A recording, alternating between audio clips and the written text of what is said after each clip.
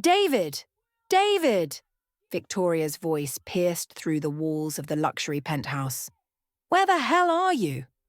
David appeared from the laundry room, his hands still wet from hand-washing Victoria's delicate blouses. At 35, he still had the quiet dignity of a man who hadn't completely forgotten who he once was. Yes, Victoria? Look at this kitchen.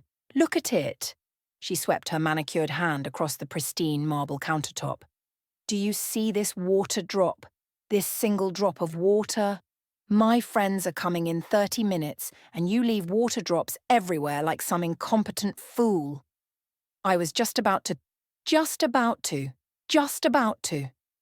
Victoria's voice rose higher. At 28, she had built a real estate empire that most people twice her age could only dream of.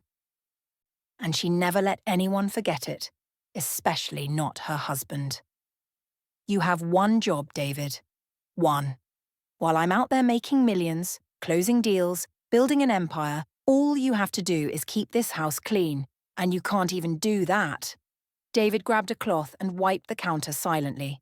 He had learned years ago that arguing only made things worse. And change your shirt, Victoria added with disgust. That thing looks like a rag. Actually, everything you own looks like rags, but I guess that's all you can afford on your allowance, isn't it? She laughed at her own joke. Wait till you see what happens next. Whose side are you on? Comment below and don't forget to subscribe. You won't want to miss stories like this. The doorbell rang. That's them. Go open the door and for God's sake, try not to embarrass me more than you already do just by existing. Victoria checked her reflection in the hallway mirror, smoothing down her designer dress that cost more than most people's monthly salary. David opened the door to find 3 well-dressed women, Margaret, Sophia, and Claire. Claire was the youngest of Victoria's friends, a quiet woman with observant eyes that seemed to see everything. Ladies, welcome! Victoria's voice transformed instantly, warm, charming, the perfect hostess. Come in, come in. David, take their coats, and try not to wrinkle them. As David collected their coats, Victoria stage whispered loud enough for everyone to hear. You'll have to excuse my husband. He's not used to handling expensive things. Well, except for me, and we all know how that turned out. Her friends laughed, though Claire's smile didn't quite reach her eyes. They settled in the living room, and David brought out the refreshments he'd spent all afternoon preparing. Artisan cheese, imported crackers, fresh fruit arranged beautifully. Oh, David, Victoria said with mock sweetness, you've outdone yourself. This almost looks professional. Almost. She turned to her friends.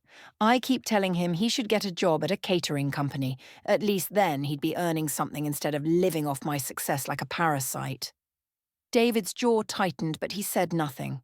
He'd heard worse.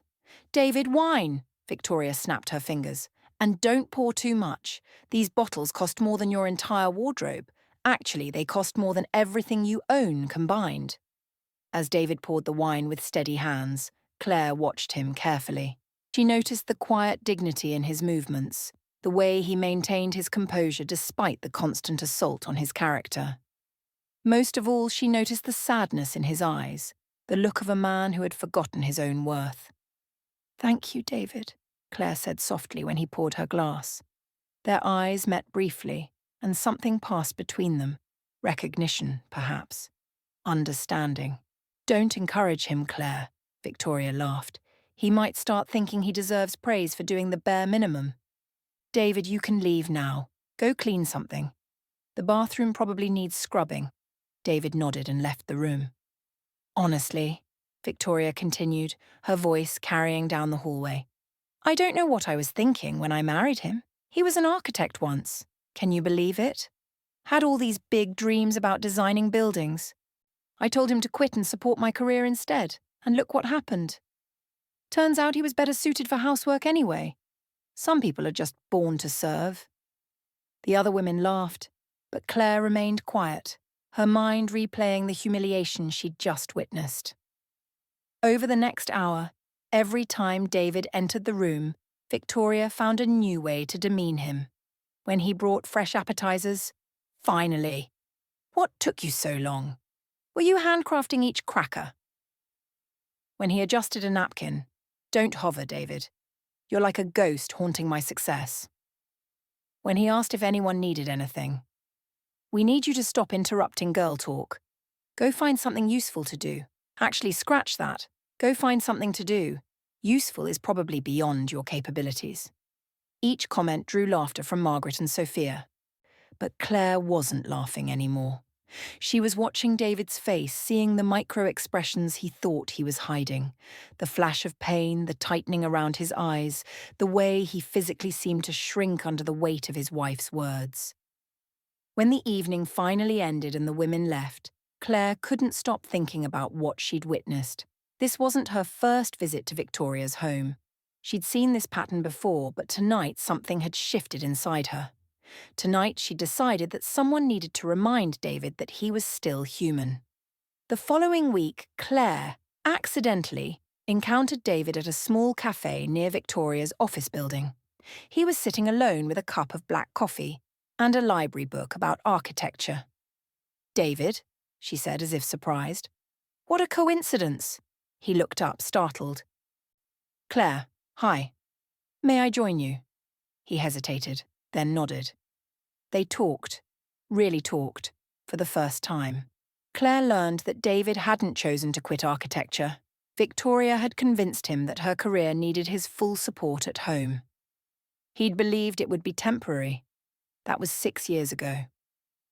"Do you ever sketch anymore?" Claire asked, noticing the longing in his eyes when he'd mentioned his old profession. No. Victoria says it's a waste of time, that I should focus on being useful instead of chasing dead dreams." "That's not true," Claire said firmly. "Dreams don't die. They just wait." Something in her words touched something in him. They began meeting regularly, always at the same cafe, always by chance.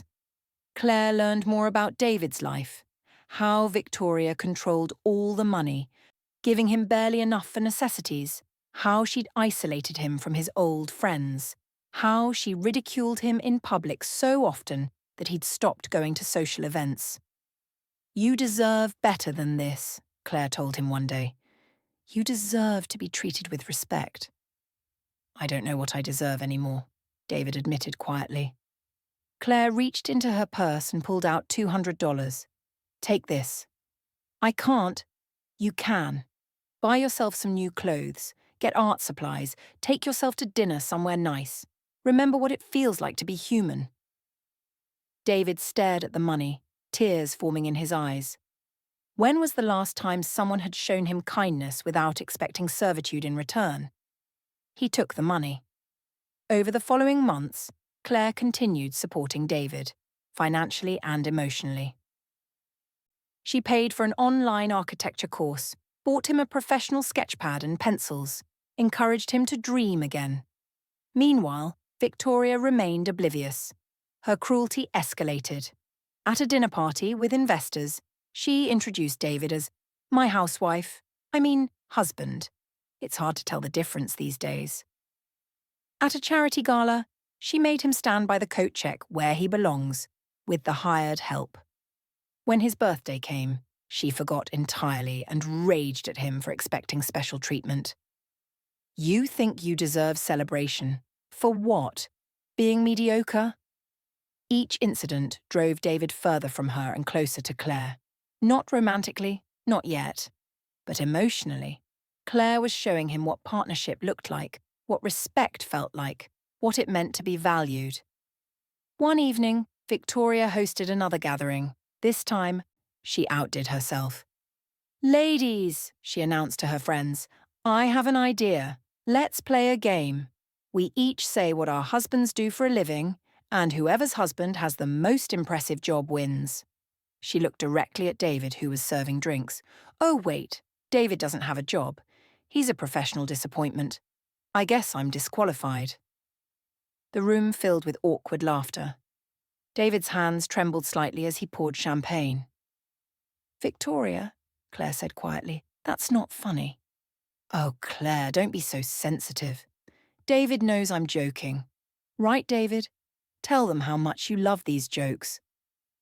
David looked at his wife, this woman he'd once loved, who had systematically destroyed every shred of his dignity, and something inside him finally broke. Not in a bad way, in a liberating way. "No," he said simply. "No?" Victoria's eyebrows shot up. "Excuse me? I don't love these jokes. I don't love being humiliated. I don't love being treated like I'm worthless." The room went silent. "David," Victoria's voice dropped to a dangerous whisper. "Go to the kitchen. Now." "No," he repeated. "I'm done." He set down the champagne bottle, walked to their bedroom and began packing a bag. Victoria found him 20 minutes later. "What do you think you're doing?" "Leaving," she laughed, genuinely laughed. "Leaving? To go where? With what money? You have nothing, David. You are nothing. You'll come crawling back in a week." "Maybe," he said, meeting her eyes for the first time in years with something like strength, "but I'd rather be nothing on my own terms than nothing on yours." He walked out. Victoria stood in the bedroom, too shocked to follow. David went to Claire, not for romance, for sanctuary. She offered him her guest room, asked for nothing in return, and gave him space to heal. "I've been so stupid," David said one night over tea. "I let her convince me I was worthless." "You're not stupid," Claire said gently. "You're human. We believe the people we love. Did I love her? Or did I just love who I thought she was? Maybe both. Maybe neither. But you're free now. That's what matters." With Claire's support, David filed for divorce. Victoria, convinced he'd come back, signed the papers with barely a glance. 3 months after the divorce was finalised, something had shifted between David and Claire. It wasn't planned. It wasn't expected. But working on his architecture portfolio together, sharing meals, talking late into the night about dreams and disappointments, somewhere in that healing they'd fallen in love.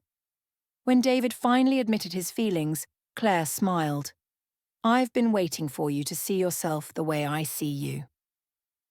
They dated for 6 months, properly, healthily, with mutual respect and partnership.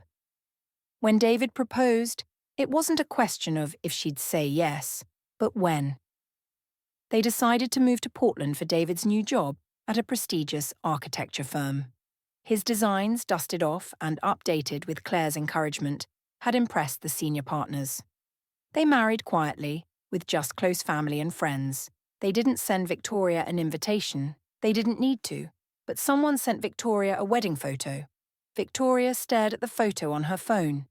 David and Claire, glowing with happiness, surrounded by people celebrating their love. David looked different, taller somehow, more confident, alive in a way she'd never seen him.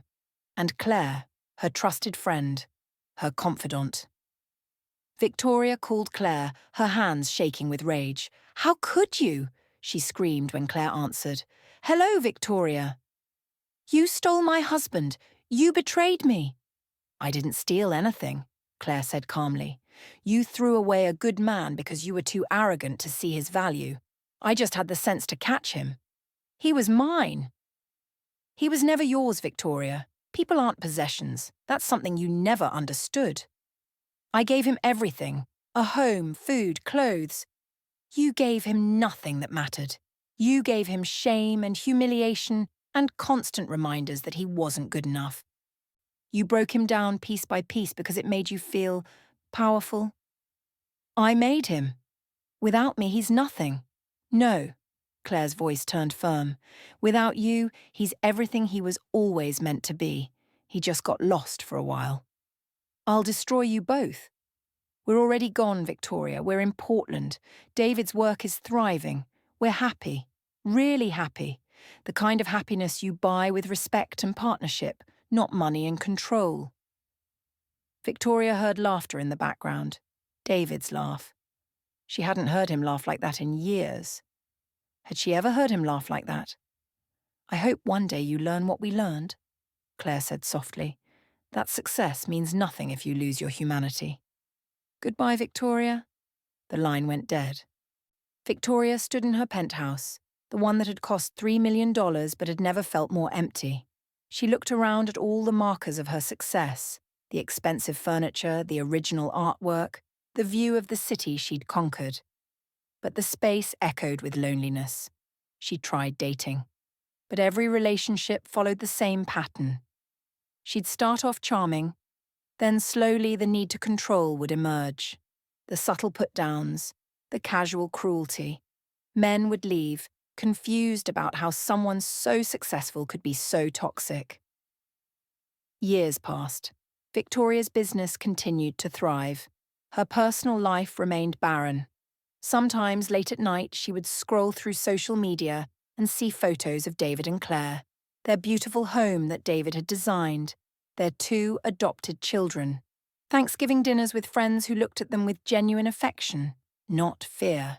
She saw what she'd lost, not just a husband, but the chance to be someone worthy of love. On what would have been her 10th anniversary with David, Victoria sat alone in her penthouse with a bottle of wine. She finally allowed herself to feel the full weight of her choices. She had treated a good man like dirt, had convinced herself that her wealth made her superior, had confused success with character. She had won everything and lost what mattered most. Victoria never remarried. She tried therapy, tried to change, but the patterns were too deeply ingrained. She'd built her identity on being better than everyone else. Without that, who was she? She learned her lesson. She just learned it too late. Meanwhile, in Portland, David tucked his children into bed while Claire finished cleaning up from dinner. He caught her eye across the room and smiled, the unguarded smile of a man who had found his way home. "What are you thinking about?" Claire asked. "How grateful I am," David said. "Not just for you, but for remembering who I was supposed to be." "You were always that person," Claire said, kissing his forehead. "You just needed someone to remind you." They sat together on the couch in comfortable silence in the home David had designed, in the life they'd built together on respect and partnership. Some lessons come too late. Some people realize their mistakes only after losing everything. Victoria had built an empire but destroyed a home. David had lost everything but gained a life worth living. And Claire, she'd taken a chance on kindness and found love. So, what do you think? Be honest. Was Victoria's friend wrong for taking her husband? Or did she save a good man from destruction? Drop your brutally honest opinion in the comments. I want to know, Team Victoria, Team David, or Team Claire? If this story made you feel something, hit that subscribe button. I post powerful life lessons every week that'll make you rethink everything. Share this with someone who needs the reminder. Respect costs nothing, but its absence costs everything. What's the biggest lesson you took from this story? Comment below. I read every single one. Remember, success without character is just expensive loneliness.